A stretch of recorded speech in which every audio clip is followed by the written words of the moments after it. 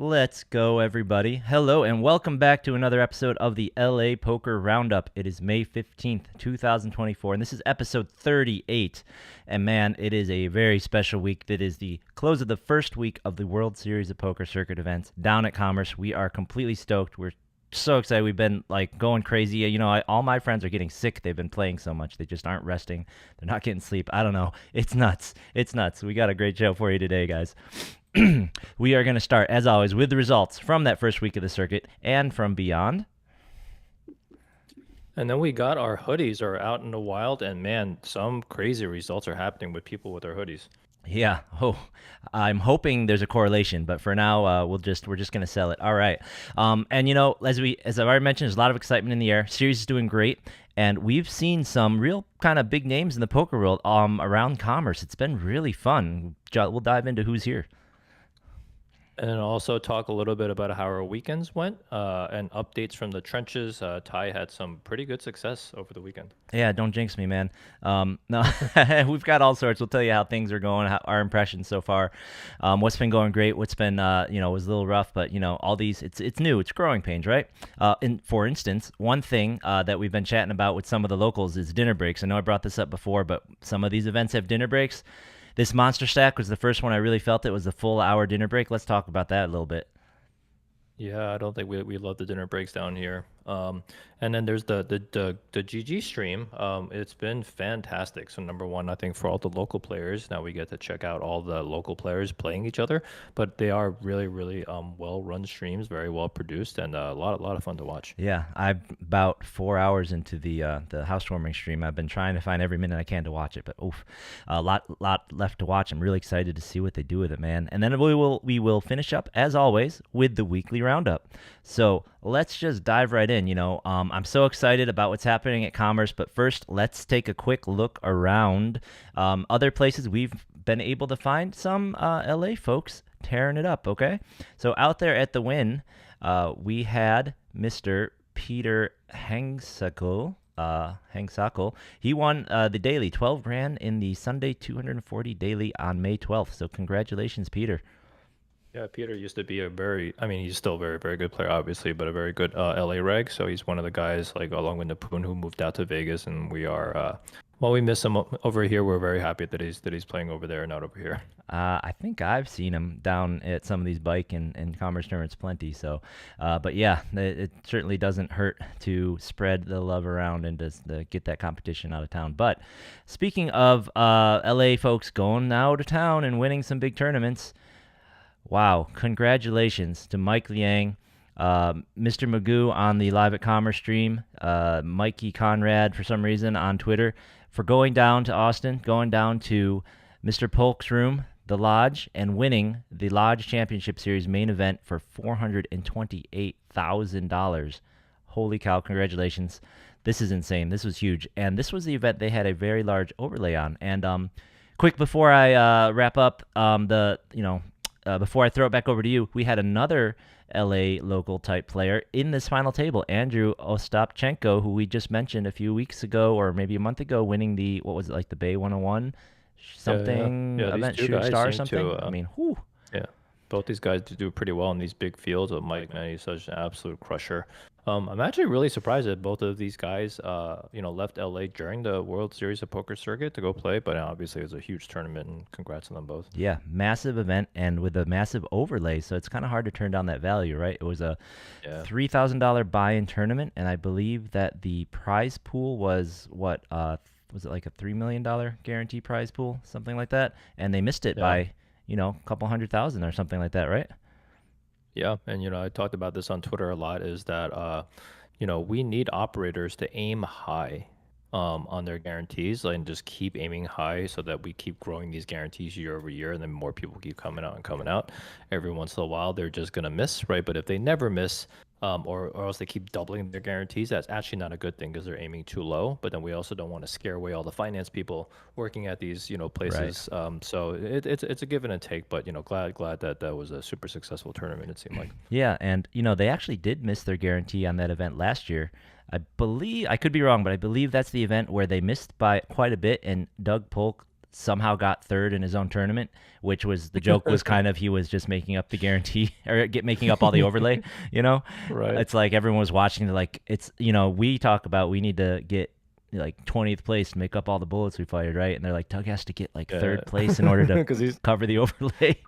personally covering it, right? But like I would be interested, for the people who are out there, maybe we should go talk to Mike Lang when he's back and ask him about, the process and the operations around, because I suspect that the operations there are going to be excellent because Doug Polk is heading it up, right? You have a natural poker player like starting up a casino. I think, his partners there, like Brad Owen too, right? I think those guys are also like his partners there.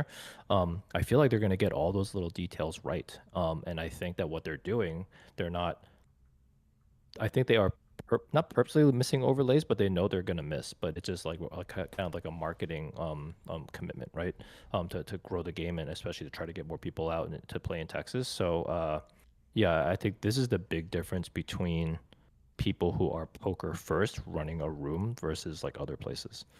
Yeah, and I bet Mike would be happy to come on the show. He wanted when we first got our Yeah. first round of patches and whatnot. He was interested. He wanted them, so we should have really gotten him something so he could put that up on the winners Yeah, picture there. yeah, And yeah. I bet you those two guys will be back in town for the main event this coming weekend. They probably just saw the housewarming and they were comparing 500K guarantee tournament that might have Right. 500K overlay. So they probably just went down there for that. I bet you they'll be back and we can grab them. All right. So now that we've taken care of the non-LA tournaments, let's dig in. Right. Let's dig in the meat. The circuit. We started off with the housewarming, the $600, 500K guarantee opening event. This thing was awesome. I fired way too many bullets. I didn't get very far, but a very familiar face did take first place. So congratulations to, we can't really say our very own anymore. They've moved to Vegas, but to Christina Yeah. Gollins taking first place. This is her largest individual score ever, I believe, which is surprising because kidding. she kills it, But Yeah. Wow. outright first place, 105,000, Christina Gollins. And the coolest thing is here, it was her birthday just on like the 8th, apparently, according to this post here by Elvis. So she basically won this thing on her birthday, more or less, which is just Yeah. that's just perfect. That's just awesome. So this Yeah, is just absolutely awesome person for the people that have met her before. But an absolute like crusher of a poker player. Really, really balances theory and exploitation very well, reads people really well. And if anybody watched the stream, she played actually almost perfect poker. Like some people, I think I heard some people saying that she was playing pretty tight, but she was playing the appropriate level, I think, of aggression based on whatever everything else that was going on at the table. And then her patience really paid off because she was really just kind of waiting to get really into the top 2 or 3 with people that she had an edge on, and then she ended up taking it, made some unbelievable plays. So yeah, it was quite a show. Yeah, absolutely. I haven't made it to their heads up battle, but I heard that was just a clinic, and I can't wait to watch that. And Yeah, watching man. that final table, yep, she was just on it. She was just on it. Almost no missteps, just everything perfect. So Yeah, and I do have to give a shout out to Chow though. Like I mean, I know we're gonna go through the results a little bit, but the guy who finished in second place, I hadn't played with him before, but he says hello to me every once in a while. He seems to be a fan of the pod. But man, this guy was also just like playing like an absolute animal. Man, he was so aggressive, blowing people off of hands. And then he just obviously ran into a buzzsaw that was Christina, but still, it was unbelievable showing by him as well. yeah. And really, a lot of the folks on the stream, and once again, we'll get to it at the end, but it's really great to be able to see people from LA, our locals, all Yeah. playing on these streams. So, yeah, let's hop through the results again. Second place, as you mentioned, was Zhao. I'm gonna mess up his name, Wei Chang Zhao. So, congrats to him for second place. He was the chip leader for a little while when they got to like 5-4 handed. John Solis, apparently, this was his first live tournament cash. So, super big Yeah. props to him. Way to go. Number Unbelievable. Number No, it's gonna ruin poker's gonna get ruined for him forever. Exactly. Yeah, every tournament is just going to feel like such a big failure. Number 4, Michael Lung, friend of the pod as well. Way to go. Yeah. Michael played lights out as well. He just really was He dealt did. out the entire final table, more or less. Number 5, I thought Sun was his last name, but Sun Tong Guang, another just absolute animal on that final table. And then Andy Fan, another super reg as well. We see him all the time. Stephen Lardner in 7th. Oh, wait, did they skip a whole bunch of results from 8 and 9? That's weird. Anyways, Paul Chotterson got 10th, another name that you hear all the time around here. Some other friends of the pod here. We have Jeremy Mintz down in 16th. We have Jared Kowalski in 28th, another super reg. Larry, one of our Mega Millions winners, Larry Kang down here in 33rd. So a lot of the locals represented at the top here. So it's good to see Christina win, someone who's basically LA native. So congratulations and happy birthday. Super reg heavy, just all the way through. So awesome, right? We love it. This is amazing. Now we have our reg players in California, in LA, getting to be on GG streams. Competing for WSOP rings. You and I thought that we weren't going to see this day come anytime soon. So again, just kudos to the Commerce and WSOP. Such great energy over there. Yeah. Fantastic. And you get to watch it all on the stream, which is, I can't wait to finish it up. So let's move on to event number 2. The second event of the series was the $400 seniors event. And funnily enough, before, when the schedule came out, we were saying that they did not have a ladies event on the schedule. And it's just kind of like California rules. They can't really do anything to differentiate and try and discourage guys from playing. But you know what? Yeah. Who needs a ladies event? Event number 1 won by Christina. Event number 2 won by Sally Stevens. And spoiler alert, there's some more amazing women to come winning tournaments in this first. I think women have won half the tournaments so far or more. Fantastic. For the dudes, man. Seriously. For the dudes. So congratulations to Sally Stevens for taking down the seniors event for $20,000 and a ring. Congratulations. In second place, we have Gerardo Amazola. Third, Kevin Hakimi. 4, Brian Elande. 5, John Kuhn. 6, Alex Freiberg. 7, Hamid Koram. I played with this guy quite a bit at the bike last month. I think he got like 10 bags across all the quantums. This guy was a monster at bagging over there, so no surprise here to see him finishing well. 8th, Gary Sewell. 9th, Bashar Satut, rounding out the top table. Now, down here in 16th, super friend and supporter of the pod, Frank Lynn. We'll get back to that, but this got him on the scoreboard for our player of the series kind of tracking. I got no shot at this. I have absolutely zero shot at winning this. Derek, that is not the right attitude. No attitude whatsoever. Wait until I win the event tomorrow to say you have no shot at this. Yeah, if you win it, it really is going to be no shot. Because I think I played like one event. So you know what? And this is just the worst timing. I've been waiting for this World Series of Poker Circuit forever, and it's finally back here. And I'm just so swamped at work. I haven't been able to play at all. So it's just going to be, like the opening housewarming event and then the main, and hopefully I can maybe squeak an event or two from early, and then we maybe the high roller. But man, it's been tough getting out there, but it's killing me. This is like having a snow day finally, and you wait up and they call out, oh, school's canceled, and you're actually sick. This is right. I am actually sick. I'm like vomiting, and I was gonna take off anyway, right? Yeah. And then as soon as I get better, it's just gonna the weather's gonna clear That'll up. Be right? over.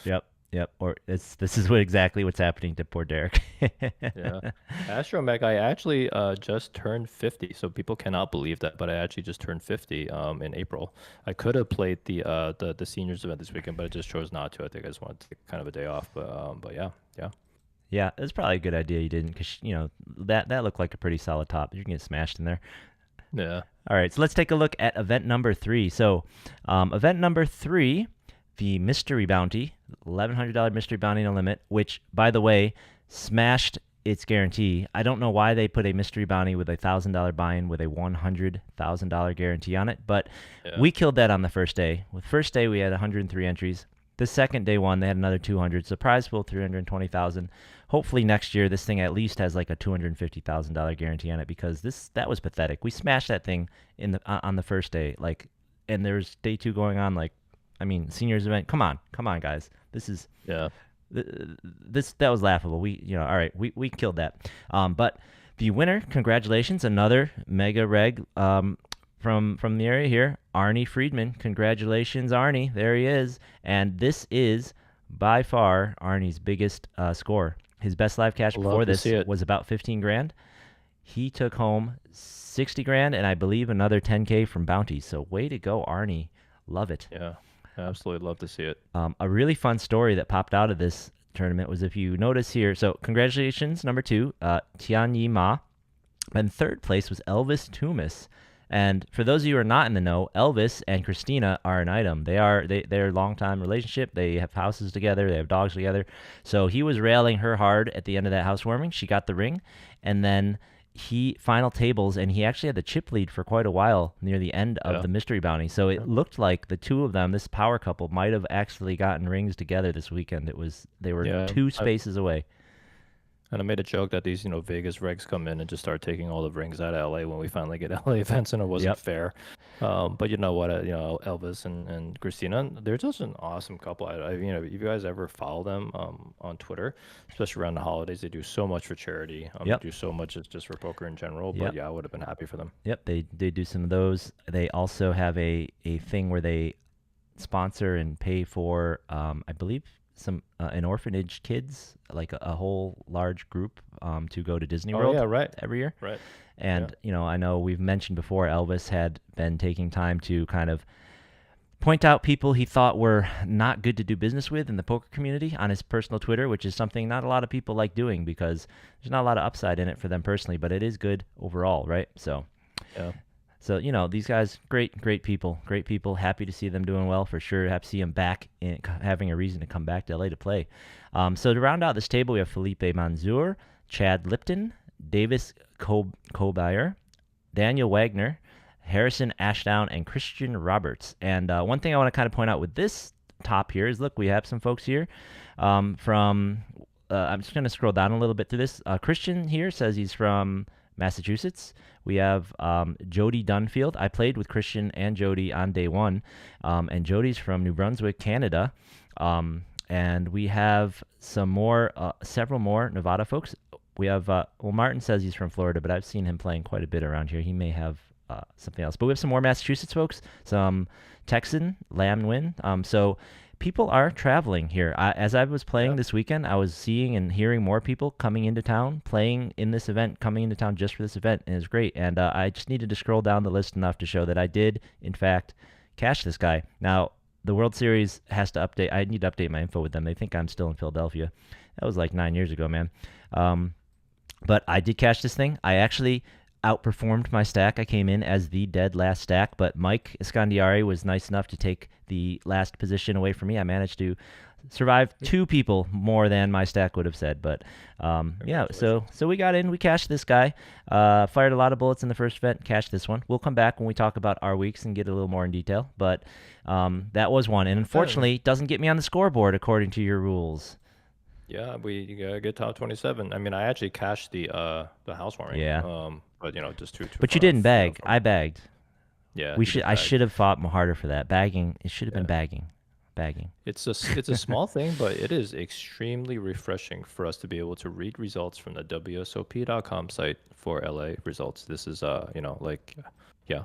Every time I read the WSOP.com site, it's never for something LA related, Yeah. So this is really nice. Yeah. So let's move right on to the next event.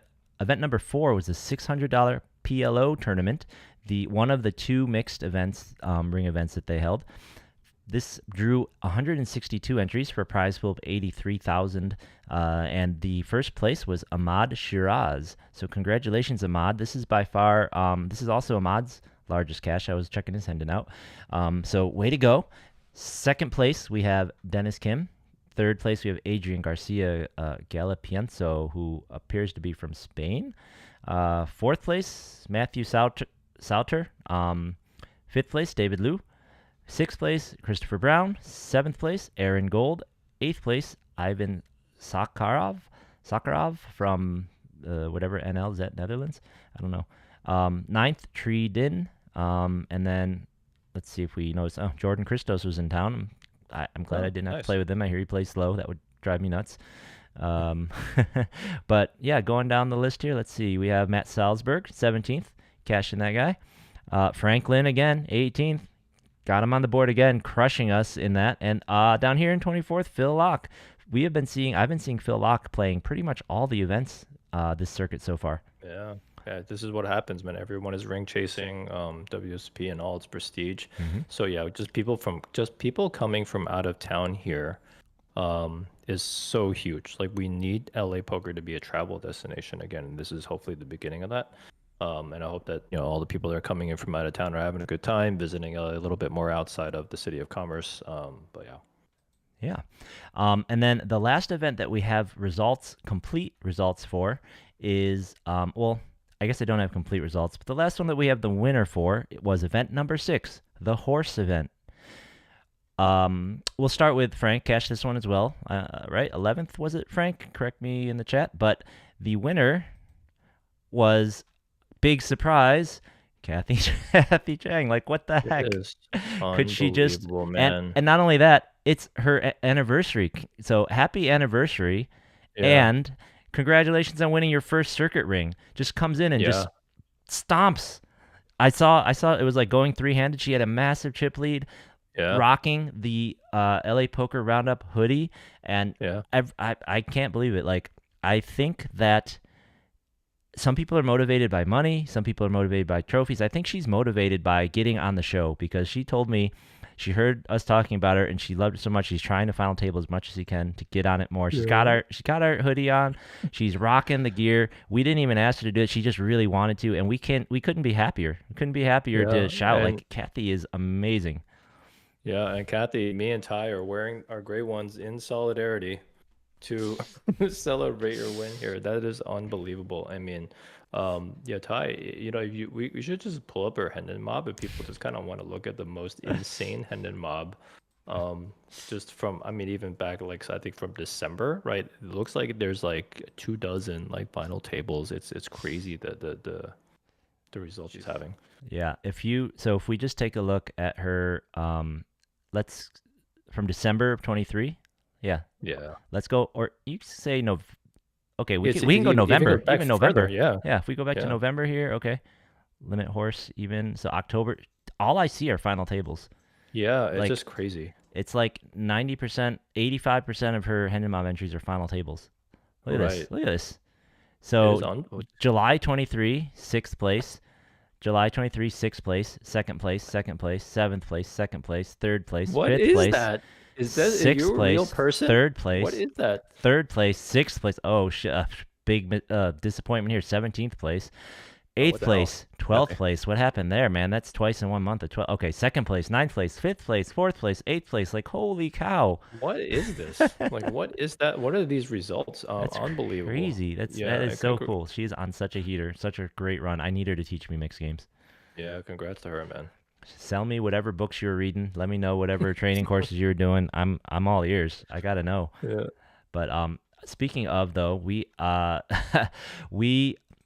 we don't, we can't take any real credit, but we're gonna pretend these hoodies that we have, they are finding their way to a lot of final tables lately. They've been in circulation, what, 2 weeks now, 2.5 weeks? Yeah, yeah. You, Um, Yeah, and like when you kind of look at it, like we have 14 in circulation, right? And actually 4 of those are owned by me and Ty, and we have basically 3 final tables, the win from Kathy, and then Frank by himself got 3 top 18 finishes in the last like freaking 2 or 3 days. yep. Um, Plus, they look so I great mean, when you get photographed with poker celebrities like good- Hellmuth and Botez. yeah, good job, Frank, man. I love these pictures that you got. But I am just a super superstitious person, and after the final tape, I was like, you know what? I think I'm just gonna keep riding this gray hoodie. But now, after seeing like what Kathy's done too, I don't ever think I'm gonna take this gray hoodie off. Now, I have a little something special from a seamstress in my family coming. I think I'm gonna switch to that, because for me, I personally, this front pouch hoodie, I can't get used to it. I need to have regular Oh, pockets. I gotta have normal oh, pockets in my jacket. But I'm with you. If until then, this is the one. It's definitely the gray one. So yeah. Frank's in the chat. He's saying, I got a black one. I screwed up. I got to get a gray one. I think he's gonna he's gonna be buying a second one. Like, the black one's good. It gets you cashes. I've bagged a couple times in the black one, but the gray one appears to be the way to close it out. Yeah, I also Absolutely. think you like the zip up, so maybe you need to make it a zip up. I don't know, Right, whatever that's makes what I you mean. I'm comfortable. getting yep, I'm getting a zip up. I'm getting a zip up, and it's gonna be, if people like it, maybe we'll figure out if we can get it made for real. But this is gonna be Yeah, custom work, man, yeah, custom work. We got some questions. We will get to that soon, but asking if we're playing in the main tomorrow. I don't think Derek's playing in the main tomorrow. I don't plan to play the main tomorrow. There's a chance. We'll get to that in a minute. How much PTO do we get each year? Ha.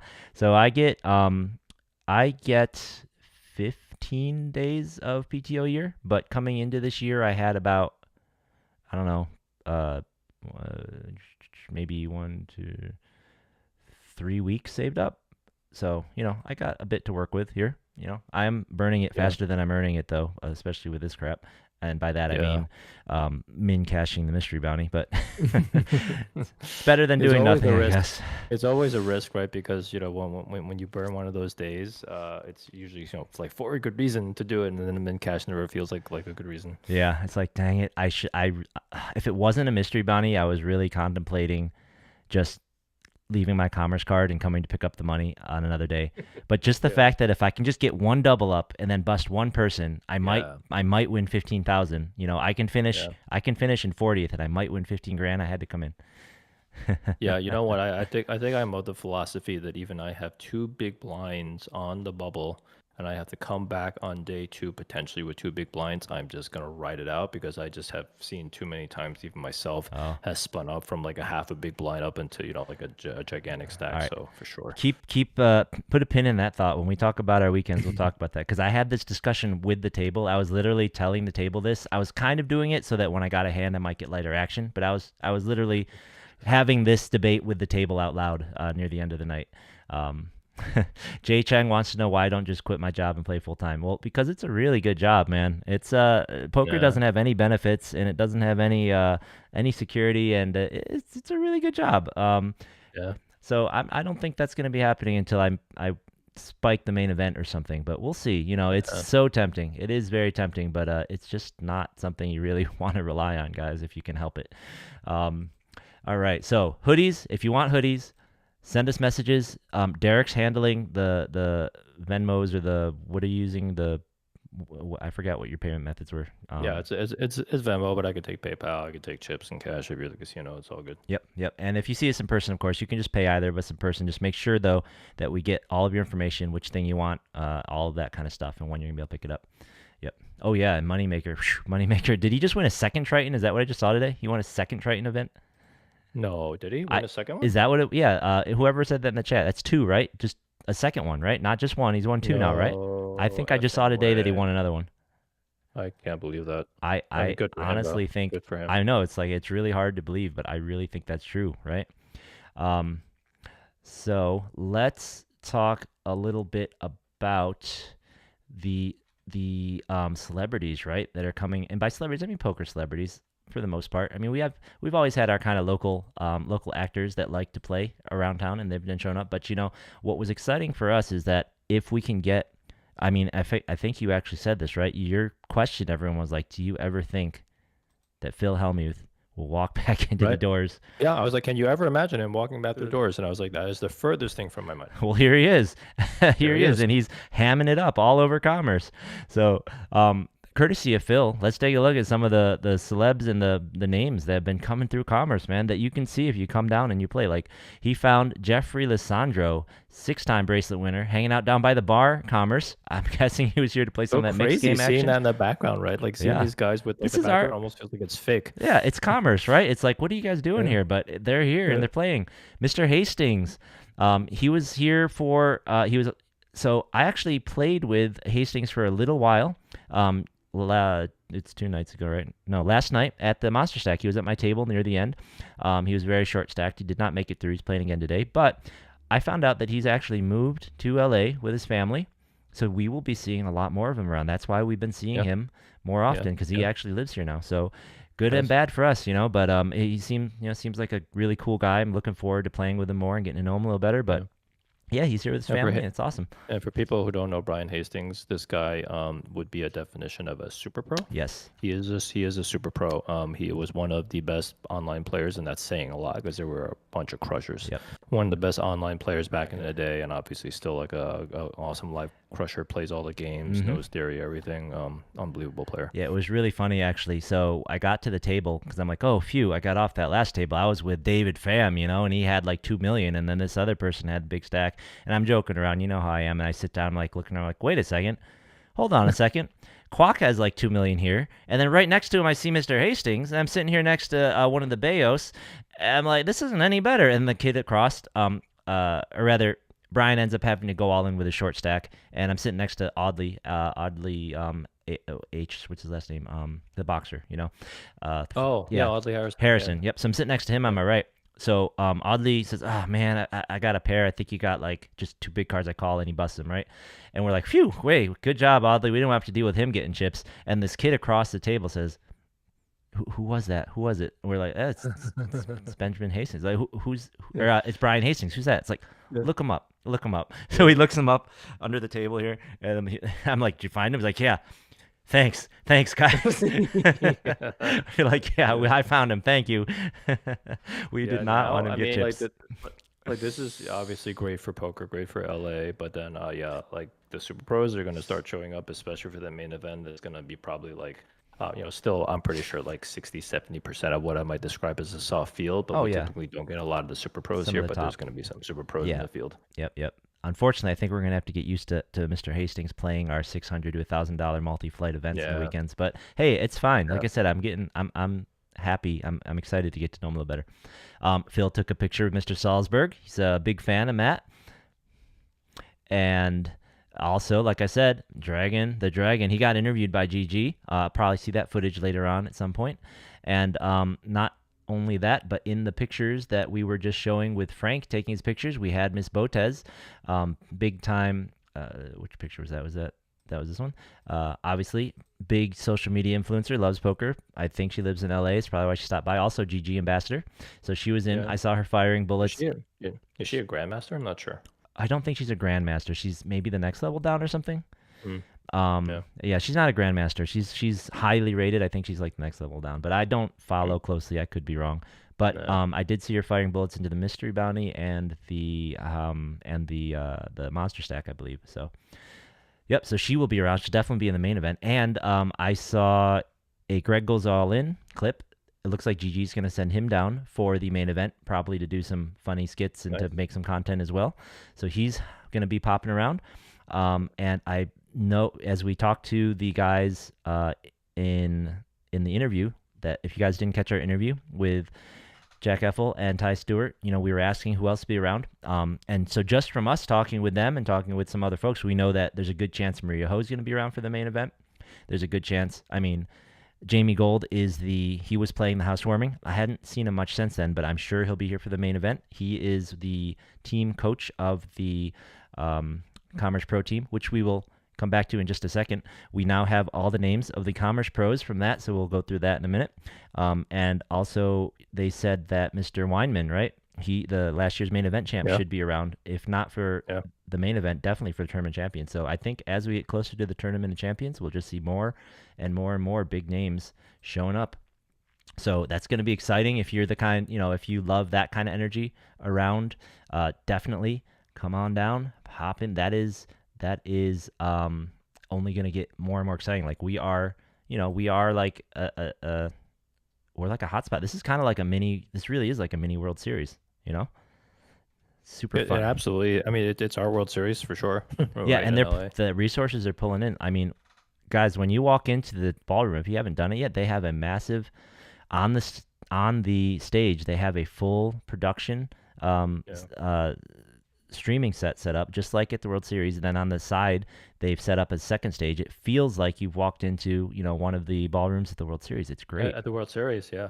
And you know what? For the people that haven't played, definitely get out there and play. Obviously, because we would definitely want to support the World Series here at the Commerce. But the energy in the room really feels like peak LAPC pre-COVID when Matt Savage was around. This is what it feels like, and I haven't felt like this type of energy in a really, really long time. Commerce is doing an unbelievable job.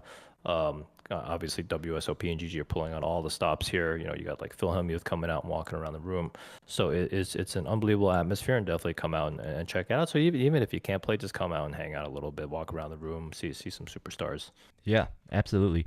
And they have so many events going on. They have like dailies, they have turbos, they have all these others. So if you do want to stop playing, even if you don't, someone's asking about cash. They've kind of refurbished some of the cash game stuff downstairs. Chairs are a little more comfy. The tables are shiny. I think they're still kind of close together, but they're trying. And it's happy hour from 4 o'clock to 8 o'clock every day. $3 bottles of beer, you can't beat that. So come on, have a great time. To answer your question about the cash, I used to only play cash, which was obviously a huge mistake. I don't know why I got stuck in cash for so long. I think it's because there weren't a lot of legal card rooms on the East Coast for a long time, so there weren't quote unquote good tournaments. But since the last several years, it's funny. A lot of the tournament guys like Derek and some of the other folks I've met around LA, we all kind of switched to tournaments sort of at the same time ish, close Yeah, to the same time frame. yeah, It's kind of weird, but yeah. but yeah, And almost and for the exclusively people that. Yeah, for the people who, obviously can't afford a $1,700 main event, definitely fire the satellites that are going on. There's going to be a lot of fun. I think there are a couple of them are milestone Yeah. satellites too, Oh, or landmark satellites. That tournament is going to get probably $2 million, maybe over 2 mil. It's a $1 million guarantee. And I mean, think about it. If you can get in there for what are the satellites like 200, 300 bucks, I 400 think they're bucks, right? yeah. Yeah, I mean, you're going to be playing for 400K, I think right? So it'll easily, it's yeah, I think it'll easily be over 2 million. I mean, the hotel yeah, is sold out for the tournament champions. I got to think all those people are coming yeah, for the main event as well. And yeah. I even heard Berkey kind of like begrudgingly say it on their pod the other day. They were talking about the numbers housewarmers getting and the like we're Yeah. like other than the housewarming, I think we've more than doubled every guarantee that they listed. Yeah. And he's just like, well, Yeah. I guess there is an audience there. I guess there are players coming, and it's like, yes, there No are. We are kidding. coming out like in full droves. Yeah. I'm seeing all the I seeing all the San Diego folks. One San Diego guy was saying he listened to the show, and I'm like, oh well, good, you did drive up because he was saying he hadn't driven up much in a while because he's really happy that we keep yelling at everyone about putting day twos in the week, middle of the week. He's like, I can't drive up for a middle of the week thing. What am I gonna do? Drive back for a day two on Tuesday? Like the hell? Yeah. I'm in San Diego, right? I actually am just afraid like as soon as World Series like leaves town, everyone's gonna go back to middle of the week for no fucking reason whatsoever, and I just don't still don't understand why they keep doing that. But like yeah, this series is man, I just it's really hard to describe like how much this like really means to the poker ecosystem, man. Like this is it's really huge. Yeah. I mean, we've been harping on it so far. It's really delivering in my eyes, and I can't wait to see the ramp up to the tournament champions. Yeah. And you know what's interesting too is number one, I feel like the guarantees are, I don't want to say comically low, but pretty low, right? They definitely aim them low. And as I mentioned, towards the top of the show, doubling the guarantee is better than not hitting the guarantee. Hmm. But doubling the guarantee usually means you set it too low, right? Yeah. And when you set it too low, you actually probably missed the high water mark by a little bit, right? Because if that opening event had been 750K, we might have gotten 800, 900K, right? Hmm. Instead. I'm also gonna say right now that this whole crazy double check background check situation is hurting the Oh, guarantees yeah. because number one, you're throttling people trying to register, but also I see people and they're saying it that they're playing more cautiously because they Yeah. don't want to have to get back on goddamn line, That was right? me. Like, That was me. um, yeah. So like honestly, it's hurting us, and it feels like right now, and I guess we'll learn more and more about this, allegedly like new regulation, but it doesn't seem like commerce has any control over this thing, but it is definitely like on top of this like kind of hurting some of the turnout a little bit. Yeah, like that housewarming, I think we had like 100 people seated in the first hour, It right? was Something insane. crazy like that. Yeah, Yeah, they started late even, and still by the end of the first level, like there were just yeah, so many dealers sitting there not dealing tables, so many right. people in line because it's so slow. Like And that is the event where like half the room is full by the time like the first minute starts ticking off the clock, right? yeah, yep, that's how it should be anyways. And Yeah, then this trick was discovered after that first day, after that first really full day or day and a half, and I want to yeah, repeat it a couple times during this episode because it really works. If you have commerce chips, don't cash them in. Use them to buy in. If you show up early or if you show up, go down to the main cage, buy commerce chips, and take them yep, upstairs to register. Not yep, kidding. If everybody in line, so the problem for those of you who haven't been there and don't know, the problem is you do your regular buy-in, they print out your ticket, they swipe your commerce card, and then they can't give you your ticket if you paid in cash. They have to enter your information and do a second system that has to give them the green light before they can give you your ticket if you paid with cash.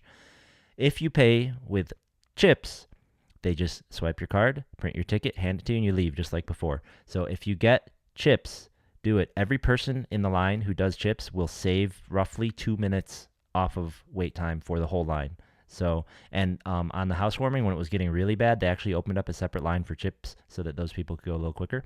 But just selflessly, Oh, every single they person don't that have. gets chips, it's just faster. Yeah, they don't have a second line all the time, huh? That's interesting. No, it wasn't because I asked during the monster stack on some of my rebuys. Mm. Spoiler alert, took more than one try. I was Mm. asking if there was a Okay. chip line, and there was not. There was not a chip line, but Huh. it is still better. I mean, it saves you individually 2 minutes, which is still I think worth it. And everyone in line who does it will save the whole line 2 minutes a person, and that's massive when you're That's true. talking 50 people, right? That's like Yeah. it's like you're gonna save like if everyone in line does it in cash, it's gonna take an hour for the line to get through. If everyone It's in line has interesting chips when or I just psh, psh, psh. it's interesting when I watch the throttle though, because it's kind of weird. It's because like they basically just swipe you and then give you your ticket, but then you're kind of not blocking the next person. You're just standing there waiting for them to verify you. So I still don't know why the line moves still so much slower.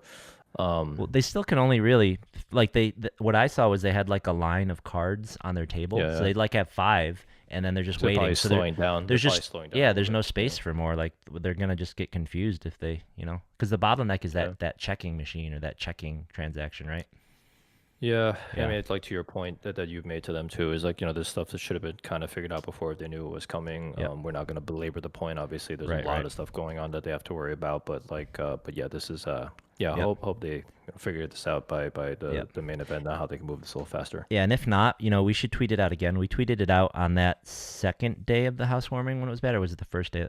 We tweeted it out that first weekend, but we should keep it out because the more people coming for the main event who know, the better it'll be. Like if half the line knows to get chips, that will just help so much. Yeah. Yeah.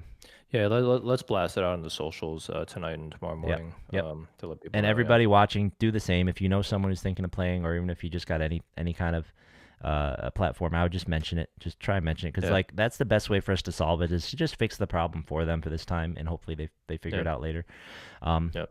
Yep. So, shoot, I wanted to talk about that later. You jumped me in line, so I gotta remember what the heck. Oh yeah, we were covering all the big names, right? So I wanted to talk a little bit more about Phil. So they brought Phil into town, and he is really invested, or he's really going all out trying to help promote this thing, which is awesome. So not only is Phil in town, he also if he basically he put a bounty on his own head, or Commerce or someone put a bounty on Phil's head. If you play the main event, Flight 1A, Phil will be entering at some point. If you bust him, you get $5,000. Like he Yeah, has that's he nice. has a 5K bounty on his head for Flight 1A. What the heck? That's awesome. That's awesome. That's great. Yeah. Um, if I find myself playing 1A, I would be doing it because I saw Phil entered and I want to bust him.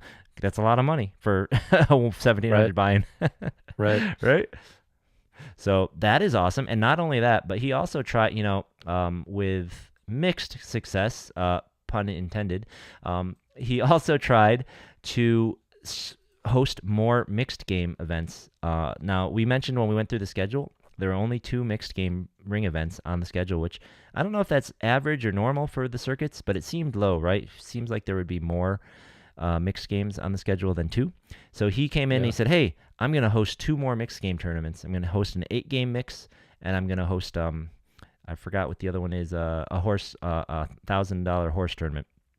So he's hosting those himself. The first one was today, and unfortunately the turnout wasn't great. It was kind of a last second announcement, so even with Phil's pull, didn't seem like he could get a ton of people. One of our friends of the pod there, Anthony Patessa, was in the room, and he thought they were going to cancel it because only 2 people showed up on time.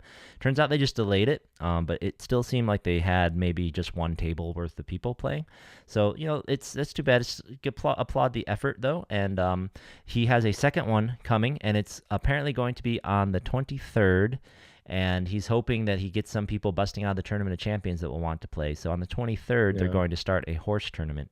Um, I'm surprised because the mixed game community actually is like a very tight knit community, and I feel like they're always like texting each other and stuff, right? Almost yeah. like when people are trying to start a cash game, you know what I mean? Yep. It almost just feels like the way every time they have a mixed game tournament, it's like starting a cash game. I am very surprised they all didn't come out, so it must have been just like a schedule thing where Yeah. probably like they all just like had planned on doing something else because it wasn't on the schedules, but they couldn't come out. But it was yeah, interesting. I'm surprised too because he was there playing the horse event that Kathy won, and he announced it then because it was the next day, I believe. So it was today. So I don't know. Hmm. It was strange. That's a good point, Frank. He put the body on himself so that he can get action when he goes all in. That's perfect for his style, right? That could be. That could be. Is that collusion? Is that affecting the tournament? In fact. I mean, I actually think he doesn't like the action, right? Yeah. Right. Yeah, he doesn't actually really like action. Yeah, and Julie, you can just buy chips at the main cage downstairs. I've done it the last 2 or 3 times I've gone in. Just on my way to the stairs, I just stop at the main cage if there's no line, and I say I need chips. I'm gonna go play, and they just give me chips. And literally, the weird thing about it is they don't run my name, they don't run my card, they don't put me in his computer and wait 2 minutes. I hand them the money, they hand me the chips, I walk upstairs. It's Yep, it's so super weird. easy. I mean, they Yeah. have a webcam on and all, but they're not making me wait the way that they make us wait upstairs. So it's very strange. Yeah, I actually went and converted a whole bunch of my cash into chips already, so I have chips ready to go. Yeah. Luckily, I've been since that first min cash at the mystery bounty, I've just been rolling forwards my cash outs with the chips to keep buying in. So Yeah. hopefully I can keep that going. So yeah, props to Phil for trying and pushing and doing some stuff to help us help us out here, do what he can. It was a little late though. He kind of all that stuff was announced super last second, kind of in theme for this circuit. But one of the nice things about this circuit doing well right off the bat is that I think this was brought up before by Kevin actually. Once it's on the map, right? Once people know, hey, the final circuit event of the year is going to be at Commerce every year right before the World Series. Well, now people can start planning for it. Now people can Yep. start scheduling Right. for it, and especially if they cement the tournament champions here for a couple of years, which it sounded like they were going to do from our interview. I don't think we got a Yeah. firm commitment, but it sounded like it. So if they cement that in there and everyone can start planning, hey, come to the LA, come to Commerce for the final circuit stop of the year and the tournament champions. This is going to get massive next year when there has been a year to plan, when there has been a year to see what's going on. When they have seen the streams, they're like, man, I can go there. I'll get on that stream. I'm gonna be in the tournament champions. It's gonna be great. This thing's gonna explode. Yeah.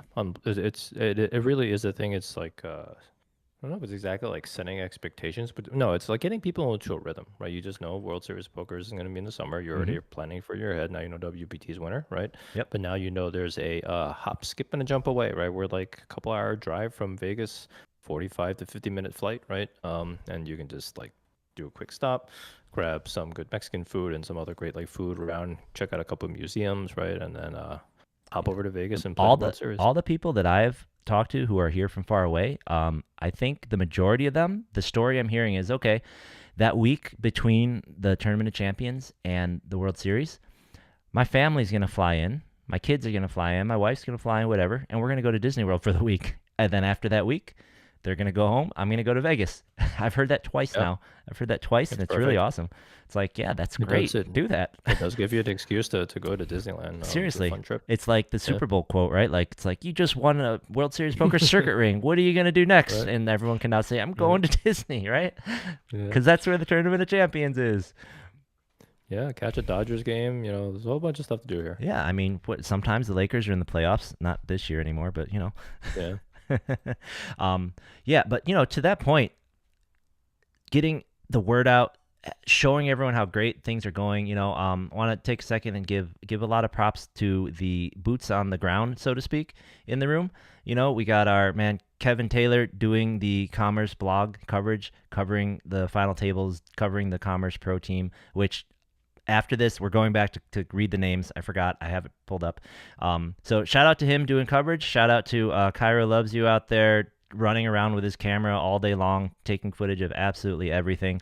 Doing, I think, absolutely doing a lot of the social media posts for Commerce. Yeah, he's managing the socials for sure. And shout out to Sammy G, who's here from Poker.org. Sammy G I'd never met her. She seems like super fun and energetic. I'm glad Poker.org sent someone down. That's cool. And in fact, they got a little interview with us, which I have way too many tabs open. I swear I have it here. But yeah, shout out to those guys and to all the other cameramen running around. I've seen many from GG, from Commerce, all the other people doing content. I think I saw Patrick Curran was kind of quasi live blogging from the table. Like he would like you were recording footage to do a vlog later. He was recording footage, and then I don't know on the break, or like when he wasn't playing a hand, he would make a post on social media. It's kind of cool. It's kind of Yeah, like, yeah, he's probably doing like shorts and stuff because I think he does do that. And you know what? I have to like I didn't really know Sammy G before, but she is like a perfect pick for like a field reporter in the room. hmm She is just not afraid to approach anyone, and she almost just comes in with this sort of whimsical, like inquisitive, yeah. like nature about her. Like, hey, what are you guys doing over here? What's the Lily Poker Roundup, right? And it's not like something where she's like putting on some sort of professional reporter. Actually, like generally seems curious, and she hmm just makes you want to like talk to her. So good job, Poker Org, finding her. Yeah, absolutely. My first impression of her is very positive, and I did find the clip. She did, as Derek kind of hinted at right there, she did get a quick interview with us, and she cut together a We're nice losing little video. WBTs, we're losing circuits. What's going on? LA Poker Roundup podcast. We cover all the LA poker tournament news and what's happening, what's coming up, who's winning, etc., etc. And we interviewed Jack Effel and Ty Stewart in the Commerce Brass downstairs. So we have an hour interview. Check that out. What's great about LA is there's a tournament series every weekend almost. So we just cover what's going on.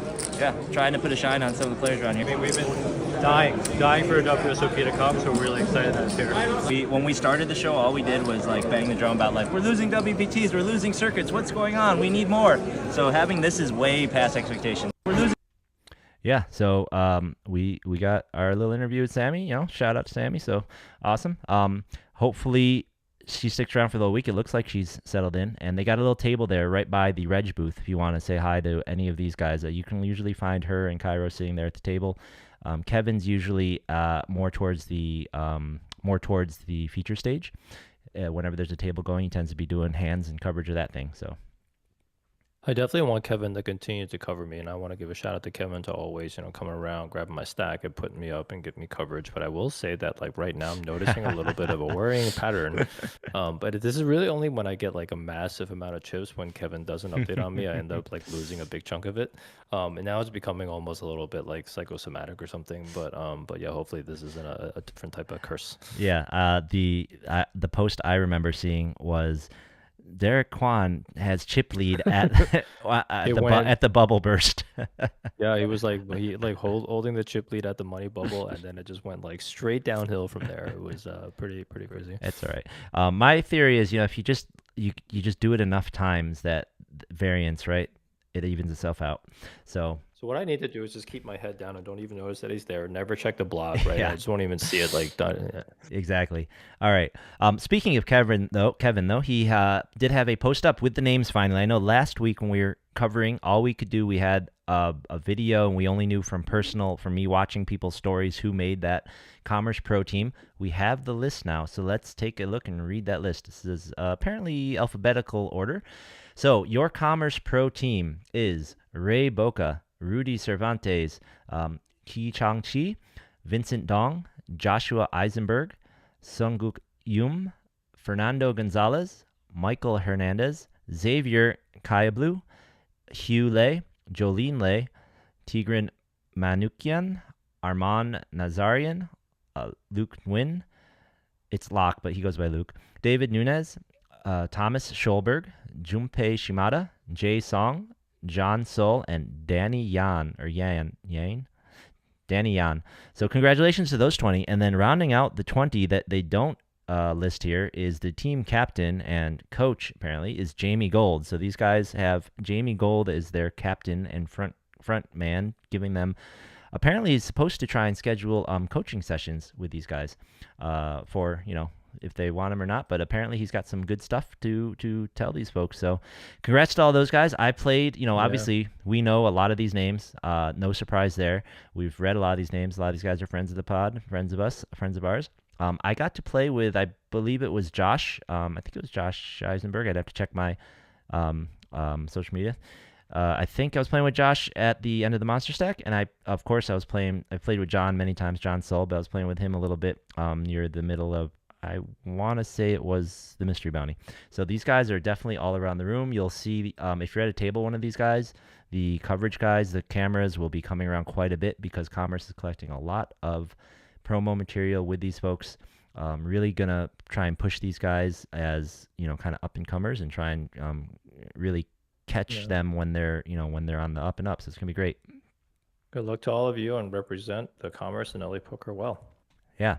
So that is, I finally remembered to read the names, hoping to see big things out of all those guys. And they'll all be playing. I think I heard that they will all be playing day 1A of the World Series main event. I'm guessing Commerce will have them play day 1A of their main event as well. But I didn't ask. I didn't ask that one. Let's see. So, yeah. Let's talk a little bit then about how we're doing. Why don't we just start right off with our prop bet that we proposed the other week, right? So you proposed a point system, you proposed kind of a multiplier for the things, and promptly neither of us are on the board at all. Yep. So the only other person that's participating right now is Frank, who's kind of running laps around us with 3, top 18 finishes already. Yeah. So it's going to be a little bit tough to catch him unless we go like mega deep in something, in one of the big ones. Now to be fair though, 18 wasn't one of the big point thresholds, so a big final table should be okay too. Yeah. You get to like 8th place, that should do a lot of catching up. Yeah. And it's possible that other people wanted to participate, but just haven't given us updates because, we put, or at least I put a pretty high threshold of finishing top 27. But, again, like, as I mentioned in my tweet, if other people want to participate just for fun, right? Well, I'll track you on a leaderboard. Just drop, what place you finished and then, whether or not it was like over 500, the different like type of thresholds that we had. Just check my Twitter and I have a post up about the scoring system, but I'd be happy to track it and then just, have a little bit of a leaderboard going, every couple of days. Yep. So at the moment, Frank is spanking us, as you said, but those are like field goals. Frank's scoring field goals right now. We just got to get out there. We got to run a couple back. Yeah, Kathy's not allowed to participate. She's that's cheating to enter after you win an event. You gotta. She wasn't allowed in the first place. We knew this was gonna happen. Yeah, she was. We're gonna change the whole ranking system if she was in. That would be like just hand it to her. I forgot to double check and see if she got that big mixed game cup for the Run Good series. She was in second the last time I saw an update, and then she did well again. I wonder if she won it. I'm interested in that. I'll have to look. We'll have to look. We're gonna have Kathy on here. We'll have to have Mike on here. We got a list. Our guest list is growing here. So, how can you tell what number you went out? Well, they if you bust out in the money, which is where you have to bust out in order to be top 27 and get on the board, those both have to be true. They'll give you one of the payout numbers. So. Yep. Exactly right. All right. So, let's talk about how our weekends went, man. I was all pumped up. Our weekends obviously started with the interview down in the basement of Commerce. And you got there before me. Yeah. Yeah, that was so much fun. So we, Jack Effel and Ty Stewart are obviously like these personalities, right? Like a Matt Savage type of personality that they just are so kind of high up there that you don't really think you're going to get access to them. But then we got to actually, number one, get the interview with Savage, but then get the interview with these two guys as well, along with some Commerce executives who are also a little bit like Bigfoot. I feel like we can't ever really. Yeah, it's like we didn't know they existed. Yeah, we can't pierce the corporate veil to Commerce very much. So we'd be able to get Spencer and Jonathan on the show and Kim, and then also like surprise guest Jimmy Gold. Such an awesome experience. We learned so much. They gave such thoughtful answers to our questions, and that went really well. Yeah, one of the biggest things I took away from it, and I really wish we had time to dig a little deeper into it, was just the response to the first question was just how important LA and SoCal is to the World Series poker summer. And I suspected it was a bit, but I kind of thought they would maybe dance around it a little bit or like be non-specific, but they were just like, it's very important. Big numbers, this percentage, this number of people. I loved it. And, that to me just really cements that this partnership is going to have a lot of energy put into it that we have. Yeah. If we keep showing up, they'll keep feeding us basically. Right. Yeah. I also like just how very direct and honest their answers were. There didn't seem to be like any sort of politicking. And this also was true from like Spencer and Jonathan too. They were just giving very straightforward answers. So for people who haven't listened to it, I would definitely go and check out that episode. Yep. Ty and I definitely learned a lot about everything. And, we're so tied in with the industry right now. Right. Yeah. And the other thing that was really interesting to learn is that it feels like all the commerce folks, we're talking about all the commerce folks who are involved in poker, and you see them. Ever since LAPC, you've been seeing them just standing around in the room. They're engaged, and all these guys who are engaged, they literally just got here. Seen them before. And they literally just got here 6-8 months ago. So they're all kind of fresh, and they're excited to do this, and they're all standing around, getting involved, getting a feel for things, trying to figure out what's going on. So I really hope that they, that they take the right things away, that they get that we leave an impression that we all want this to succeed, right? We all want everybody to do as good as they can, and that we're all here to play and we're all here for this.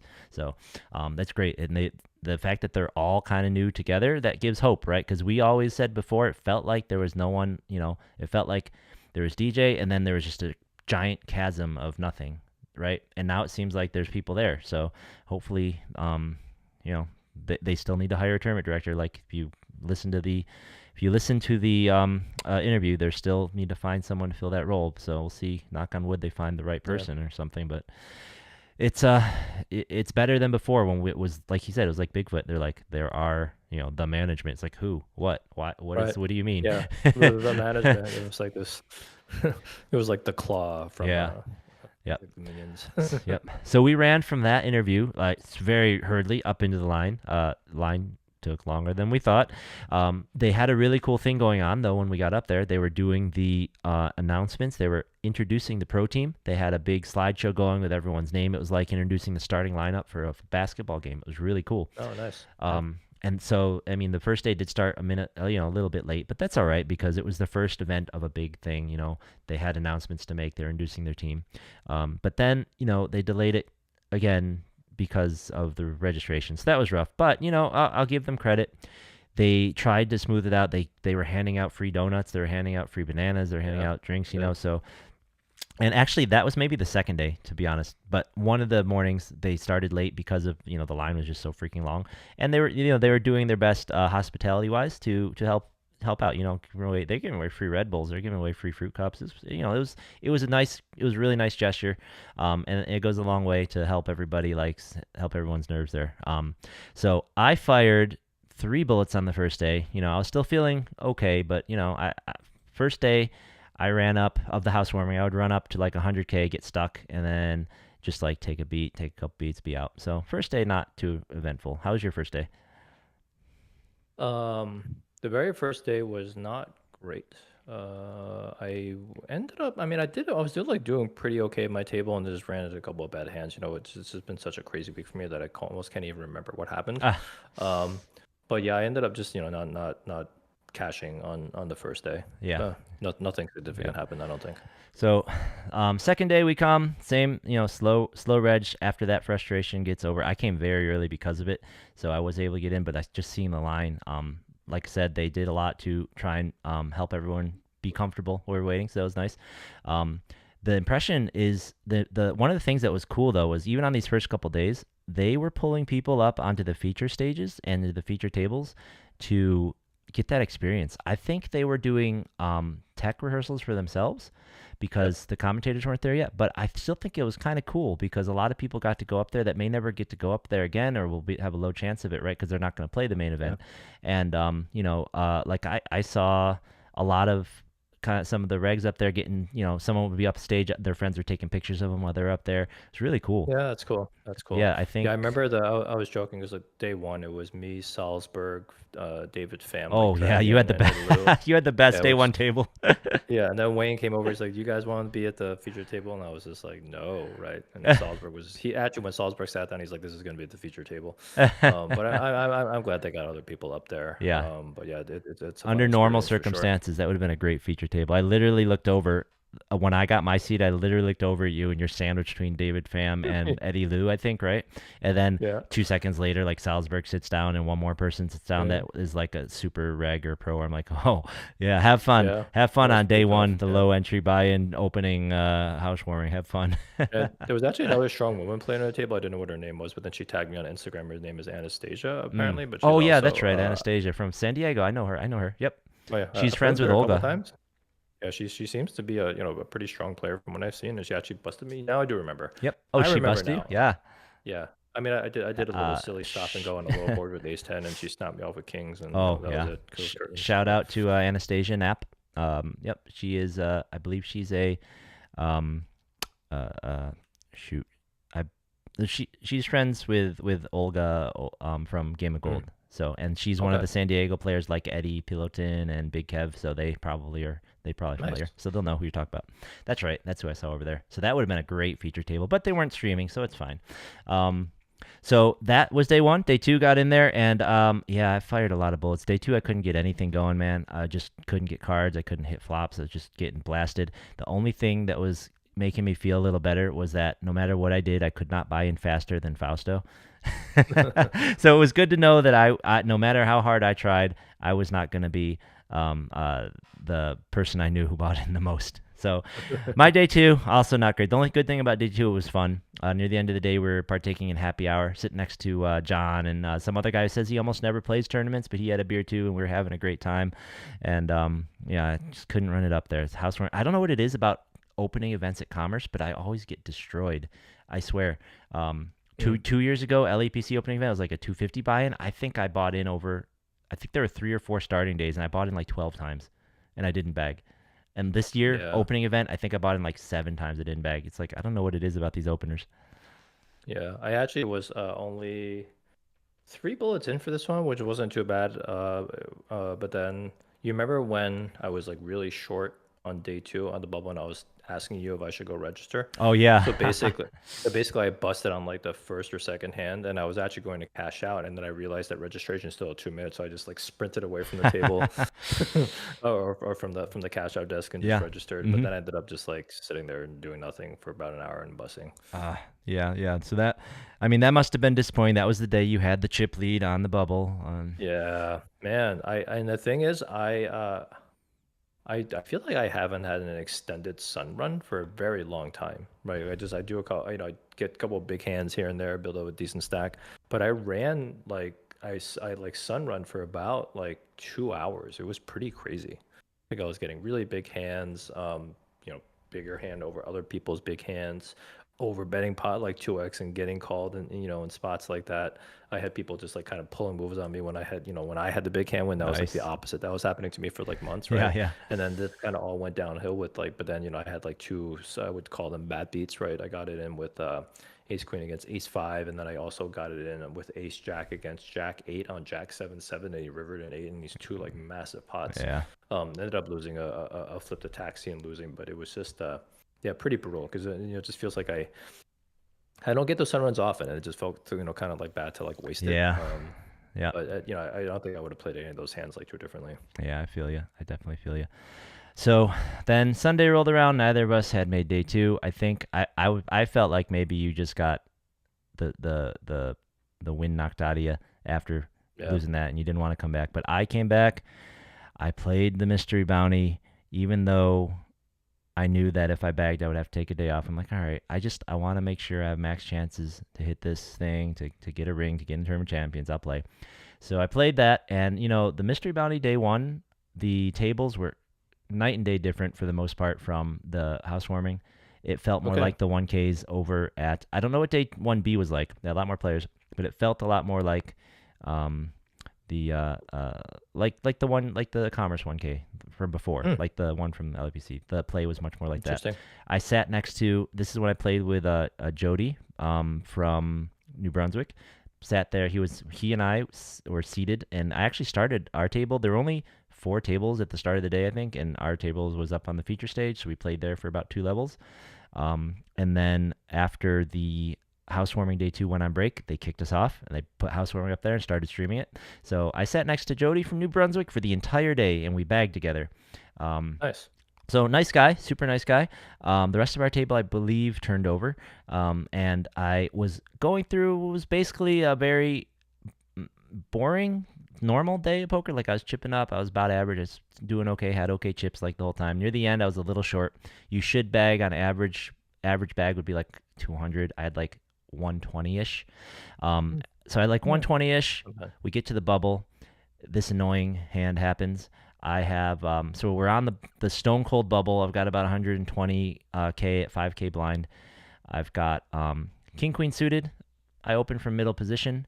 An extremely short stack who actually bagged the massive, well, it was massive, but the chip lead. She bagged the chip lead in the monster stack from last night. She was very short at this point, so I opened to 12 or 13k. She jams for 27k. The from like the cutoff. The small blind, I think it was the small blind. The small blind or the big blind. He has about 200K, maybe 180. Eyes up my stack, thinks a minute, flats. And we're on the stone bubble. And I'm like, it's only 15K more, but he flatted. Whatever. I have king queen suited. What'd you have? I had king queen suited. Yeah, king queen of diamonds. So I'm like, all right, whatever. I call. So I call. Flop. King 7-3, 1 diamond. I'm like, cool. Hopefully he checks. This will just end, and I'll just like small pot. I'll win. We're off the bubble. He donks for 25K. So annoying. So he just flats her all in with me behind, and then he donks on this king high nothing board. All right, I call. I mean, it's the bubble. What am I gonna do? I've got it's king 7-3. What can he have, right? Like he has a set. He has ace king. He has aces. I mean, like there's no draw. What would he be messing around with, right? We're on the stone bubble. So I call. Now I have about 70K left. The turn is the nine of diamonds. So now there's 2 diamonds on the board. It's like king 9-7-3, 2 diamonds. He jams. Yeah, I mean I think against a tough field, I'm probably not folding that hand in this spot. I don't know why it feels like you're beat. It just feels like you're beat, and it just feels like one of those ones you kind of just have to make a ridiculous fold. But that sucks. That sucks. But that really does feel like from what you're describing and the way you played it, it feels like you're beat somehow. So this hand was very much like the end of the mini mega day 2, where I had the 2 pair, remember? And I was playing against this woman who, on the turn, very obviously turned the open-ended straight draw and jammed into my 2 pair. And I'm sitting there with a similar number of blinds. Like, if I fold, I have 9 big blinds. If I call and I'm either or I hit, I'll have 40 big blinds. And I have to take a day off of work if I bag. Right. And I was thinking the exact same stupid thing. I'm like, I'm telling everyone, I'm like, I don't want to take a day off work and come back to a mystery bounty with... And this is like 12, 13 big blinds I had down there at this point. I'm like, with like 10 big blinds. But I know. So I folded, and he had aces, and I bricked the river. So yay. Yeah. Good fold. So then the next... it's just one of those spots where just you feel it in your bones, you know? You just feel it in your bones. It's just, there's just no hand that he should be flatting and all in with someone who can jam behind with, and then just betting, jamming into someone with, right? That's like, there's just nothing. But... the super annoying thing was then we played 2 levels where there were opens and I had no cards whatsoever, and I just lost for 2 rounds and then the bubble bust. So I went into day 2 with essentially a starting stack. It was as though I late regged on the bubble and I bagged. Literally, I had 33K and the starting stack was 30K. It was like, all right, so we're taking off for that. So I came back. Yep. So I came back. You still haven't been back since Saturday, right? You still haven't gone back, other than to drop off the lucky sweater for Kathy just in time. So I took the day off. I went back on Monday. I played, I think, 5 hands in the in that. Hey James, how you doing? So I'm under the gun on day 2, of course. Don't play my ace deuce offsuit under the gun. Go through the blinds, don't play. I have 2 big blinds. I'm in my cutoff now. Under the gun opens. Someone calls him. I've got ace jack. What am I going to do? I go all in. Yep. Big stack on my left calls. Another guy calls because my jam is 4 big blinds. Call. The original raiser goes all in for 200K. We got protection. Yeah, got him. Big stack to my left. He started the day. So the jam was like 180. The guy to my left started the day with like 450. He was at my original table for bagging. Tanks for a long time. Decides to call because, it's a bounty. Why not? I got ace jack against 9s and 4s. It can't get any better than that for me. Not really. But we break. The flop was 3-4-5. And I'm just about to say, how about a 2 when the dealer puts a 5 out? I'm like, all right, see ya. I mean, I'm here. I guess I'll go play the monster stack. So I reg for the monster stack in level 3. I am completely card dead. I sit there from level 3 to like level 7. I think I win 2 hands in that time. And then I bust, reg again, go to new table, run it up a little bit, and then what happened? The second bullet is a blur. I don't remember what happened. I died, and I died about a level and a half towards the end of reg. So it's 1,000 big blind, and my food had just gotten to the bar, so I ate hung out, relaxed, got a beer. This is happy hour. Got a beer, registered for the third time in the 1200 level, went back to the table. And in this one, I'm sitting there at the table with Mr. Dragon Fam, and we run it up. So it was a bit up and down for a while. I doubled up, I went back to 40. I doubled up, reg end, I went back down to 35. Whatever. Hit a couple hands. I'm stacked up to like 150, 160 or something, right? Tables start breaking. We're getting close to the money. I got like 250. We get in the money. Awesome. I'm getting 2 of my buy-ins back. Break tables, go to the other table. I get to the other table around 300. There's Mr. Brian Hastings. You know, I say his name wrong. I'm like, oh yeah, this guy, that guy. And then Ben's here. And then like an orbit later, I'm like, oh, his name's not Ben. Ben Hastings is the kid I went to high school with. This is Brian Hastings. So I said, sorry, I think your name's Brian. He's like, yeah, I didn't know if you're talking about me or not because you said Ben. And I'm like, yeah, no, I'm sorry. So we tried a little. I said, you know, I thought that you knew him because I thought I'd heard you mentioning him before. But he said he listens to the show. So if you're listening, Brian, sorry about messing up your name. Thanks for listening. And then, like I said, he busted out. And then I chipped up a little bit. I had a nice run of hands where I raised like 3 hands in a row, and the third hand I had ace king, so the small blind jammed ace queen on me. I picked up a bunch of chips, and then this crazy hand happened. So, spoiler alert: I bagged 4th in chips for this flight. I have 1.5 million. First in chips had almost 3 million, and it was that same woman who she jammed that hand where the guy had aces. She had 8s, and she rivered the 8. So she lived and she bagged, and she actually busted one place before me on the Mystery Bounty Day. But she bagged the chip lead of this flight. But this crazy hand happens to me. I have about 800K. We're probably still 16 from bagging. I'm sitting there, and I am under the gun. I open kings. A fairly action reg is in the small blind. He calls. Everyone folds. Small blind calls. And Sean Gill, you should know him. If not by name, you'd recognize him. He plays all the time. He's in the big blind. He calls. And then we flop the beautiful king, jack, 2 diamonds. Wow. Top full house. Amazing. They check to me. I bet like tiny bit, like 2 blinds or something. Small blind calls. Sean repops it. Sean's got about 250 total. He makes it about 100. I'm like, ho, let's go. So I call. Small blind thinks a minute and calls. Turn is a total brick. It's like offsuit 6 or something. Small blind check. Sean tanks. Jams for 150. I try and call real fast and easy like I'm on a draw. Doesn't matter really though. Small blind tanks. Jams his remaining 250. Snap call. I think it was Alvin Bayo. I can never remember which is which, and I don't want to ask him. But he's like, as soon as I snap call, he's like, you got kings. And I'm like, heck yeah, I do, man. They both had jacks. Oh my I get the amazing flop. Yeah, Wow. the amazing flop. It's literally king jack of diamonds, so all the draws are there. I could have every straight flush draw, every Broadway draw. They both flop jacks. They couldn't get away from it. Bam. Now I've got 1.4 million. Let's go. We hang on to those chips all the way through the bag, so let's go. Nice. It was Bud. Oh. All right. Which one was you? Wait, you were the small blind, or who are you, Bud? So that's what happened. I got super lucky on that hand. I managed to hang on to those chips. Oh, I did make one really awesome fold later, and it's a very small thing, but like I think it was important. You know, you've played with Quack before, right? Especially on like a bubble or like later in a day too. Oh, hey, Bud. So sorry about the nasty cooler, man, but you gotta admit that was just. I mean, that's super lucky. It'll be on. I'll be on the other end. I'll pay you. Don't worry. So Quack.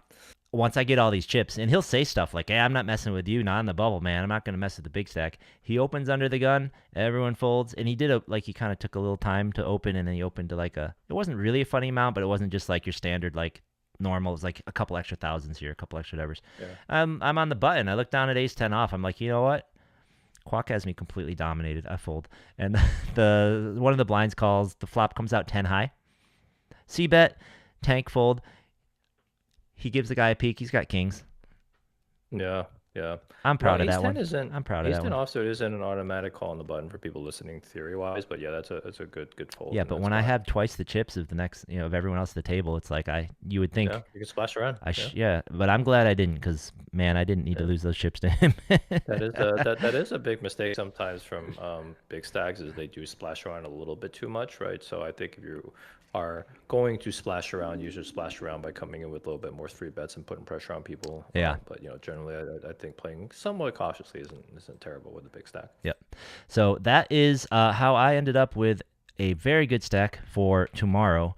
I'm fourth in chips in that first flight. There were 600 something people today.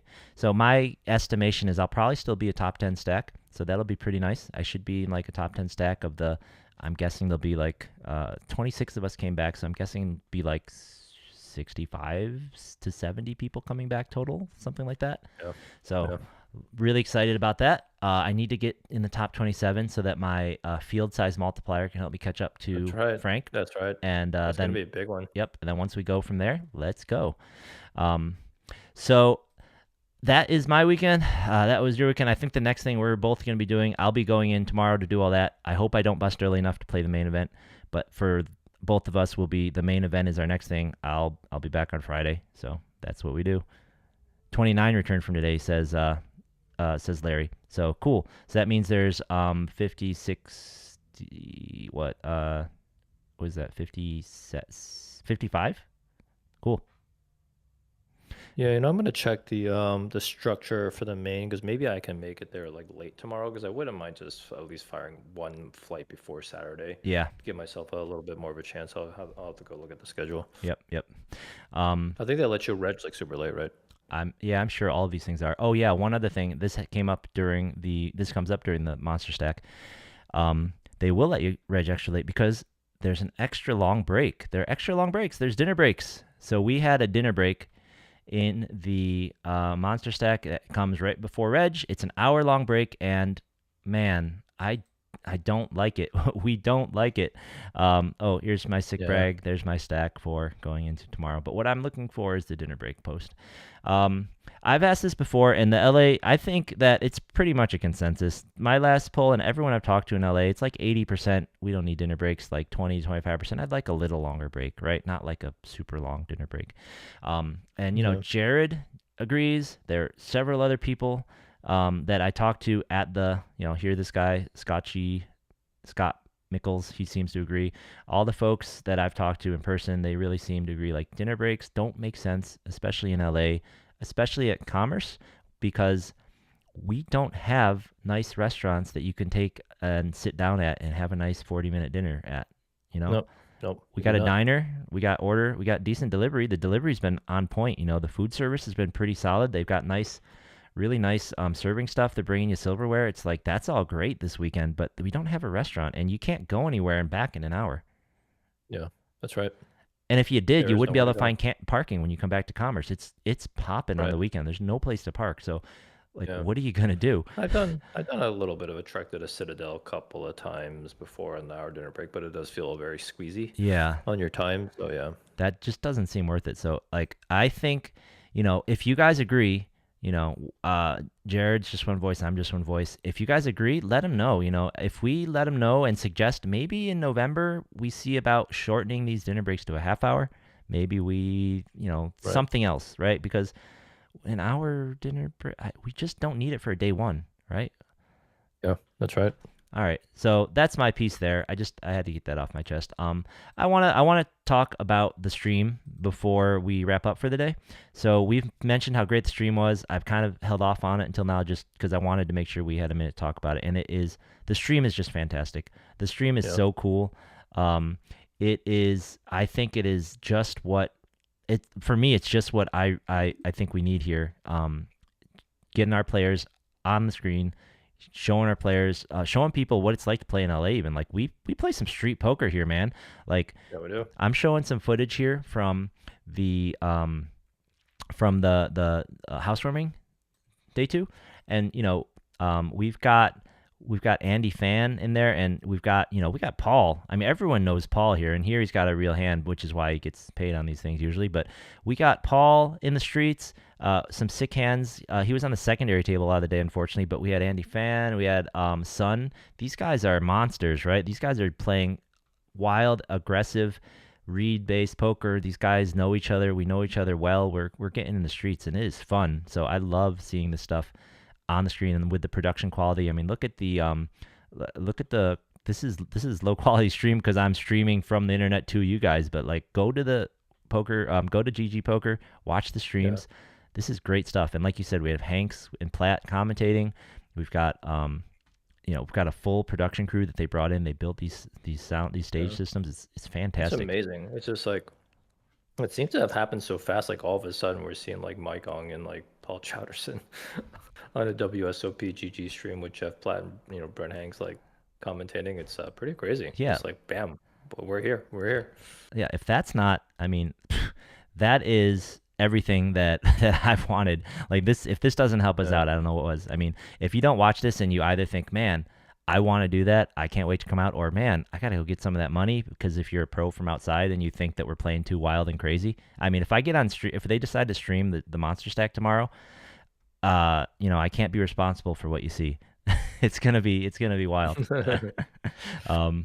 So yeah, I don't know. Any other thoughts about the stream? I think you had more time on Sunday to watch it than I did, because I was in there just like grinding away. But Yeah, it was definitely great because you play with these players all the time. You don't know what their whole cards are now, and now you get a little bit more of a peek on what's going on. But definitely, obviously, some insightful, fun commentary from those two, awesome commentators. But then, yeah, just getting to watch, Baby Shark just make her run. Man, Christina just was really playing lights out poker all the way through. But yeah, it was just fun. yeah, so check the streams out. They're going to be going on. The reason they may not stream the Monster Stack Day 2 is because they want to do full coverage of the main event, which starts tomorrow. So since the main event starts tomorrow, I think they're just going to decide whether they want to stream day 1 of the main event or do some of the other one.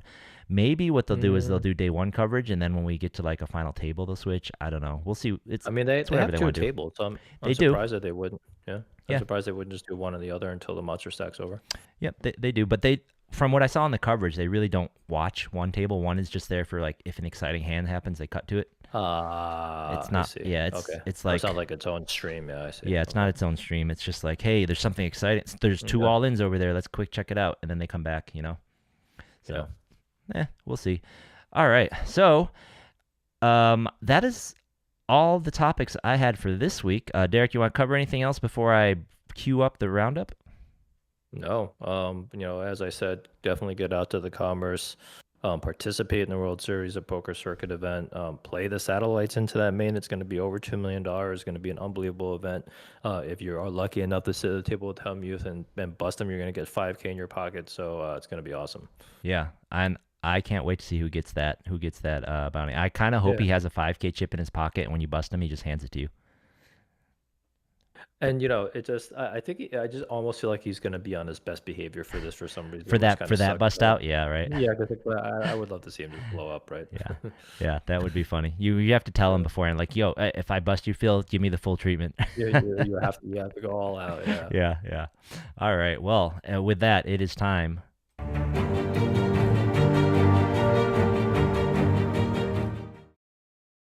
All right. Obviously, what's going on this weekend? We've been talking about the whole time. The circuit event. That's what's happening. So tomorrow, as I said, I'm going to be popping over there for the day 2 of the Monster Stack, Event 5. But tomorrow also starts the main event, the $1,700 buy-in, $1 million guarantee main event. It's only going to get bigger as we get towards the weekend, and as all the people start rolling in from out of town, coming in for the main event and for the Tournament of Champions. It's going to be fantastic. As Derek said, if you can afford it, let's get in there. If you can afford the satellites and you can take your shot, let's do that. And if you can't, they have a 1-day ring event starting at 4 p.m. every day, $400 buy-in. You can win those guys. Those are turbos, but you win those guys, you get a ring just like any other. You still get your ticket to the Tournament of Champions. I know if I am unfortunate during the day, I'll be firing those guys. Every chance to get a ring and to get points on Derek that I can get, I will take. Yeah. Next Sunday, there's another seniors event. So Derek, you get a second shot at seniors event if you want. If you think you can take down, what was it, Sally, or was it? I think it was Sally.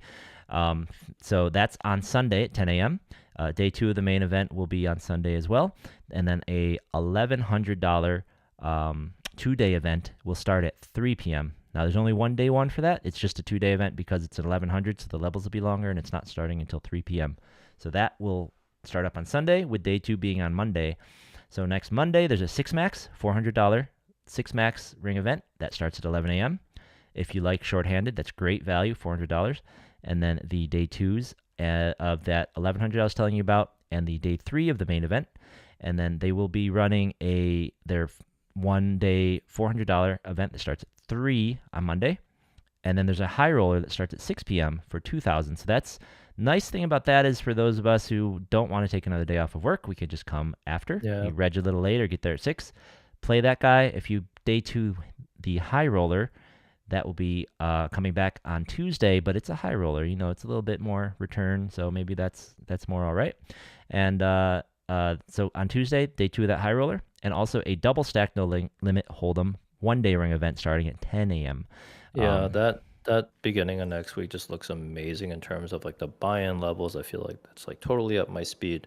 Unfortunately, I'm not gonna be able to. Well, no, actually, the main event ends on Sunday, so yeah, Well, we'll see. no, there's But a day 3 after that, but you know, if you're in that, Oh, who is there? cares? Yeah, Monday's day 3. It's like final table-ish, final Oh 20. yeah, unfortunately, I won't be able to play because I'll be at the final table. Yeah, exactly.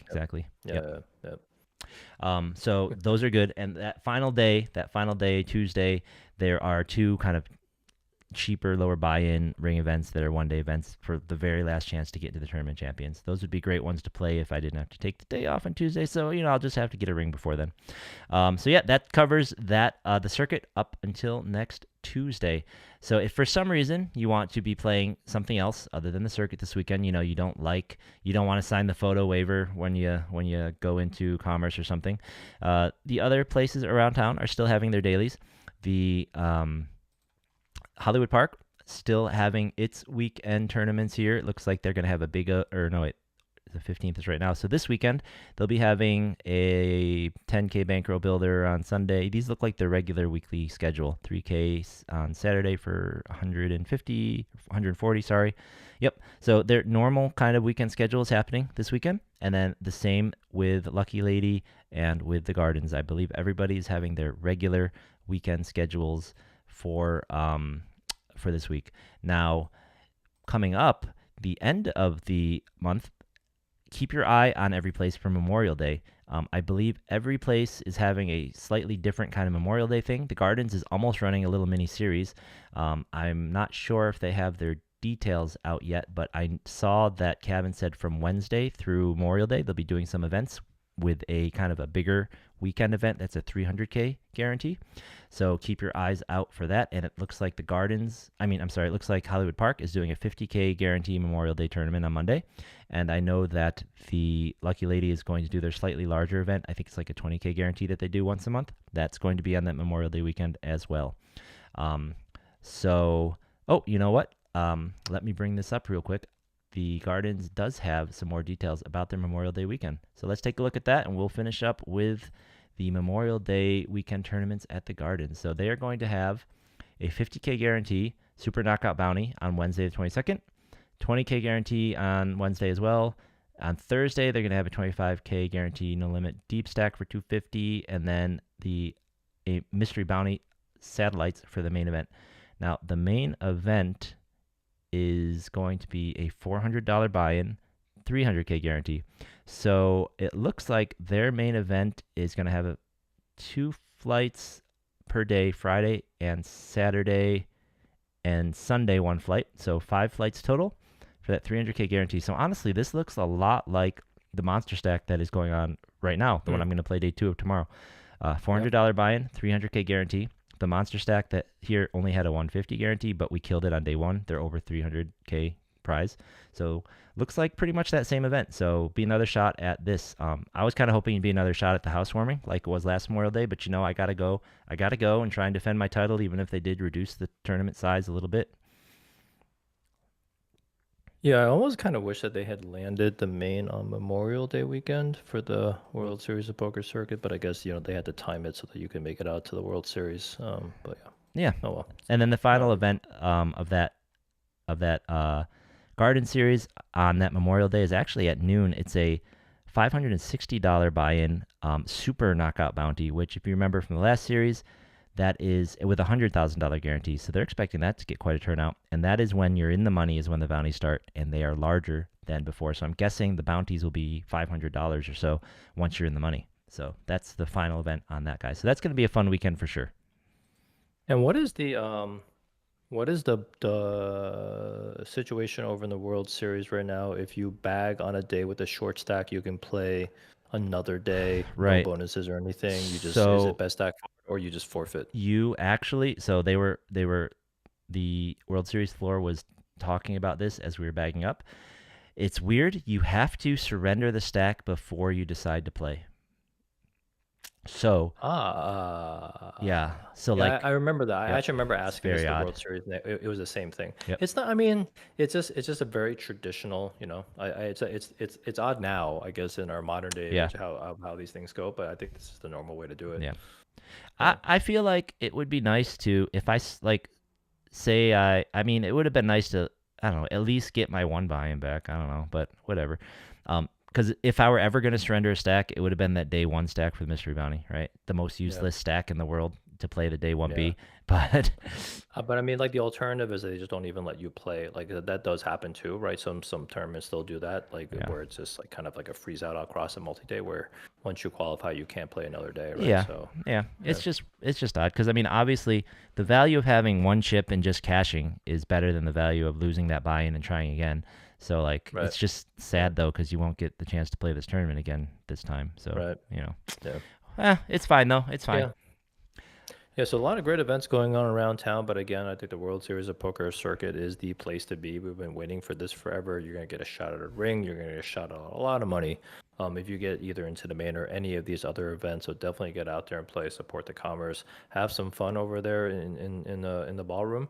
And also, I was actually thinking about this while we were like talking about this. If literally every single person online pays with chips, they would just be registering at their normal pace. Yep. You know, That's why I was saying. and Yep.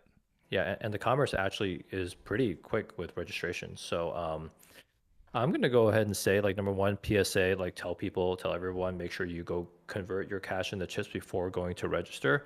I would almost recommend if the line's getting a little bit long and you're just kind of talking to people online, and if anybody has cash, be like, hey, I'll hold your spot online while you run downstairs and convert your cash to chips. I feel like this is how far we should go to get everyone to have Yeah, chips online. and I've this. You didn't hear this here because you're not supposed to do this policy, but everyone does, right? Like if there's someone in line, just ask around. Like Jared, like when I was sitting on a short stack in one of these events and Jared and I were talking about this, I'm like, do you have chips? I'm going to buy in again. Can I just buy some chips off you?